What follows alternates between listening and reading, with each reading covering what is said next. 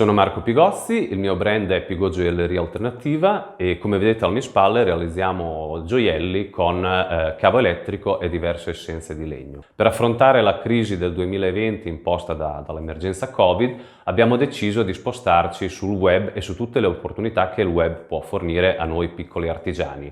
Abbiamo deciso di contattare un'agenzia di comunicazione, quindi specializzata nella comunicazione social e internet.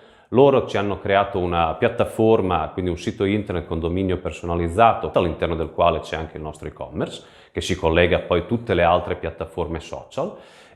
Questo riscontro ci sta dando da maggio ad oggi ottimi risultati e quindi è stato per noi il momento appunto di evolversi e di crescere in un settore che prima non avevamo mai considerato.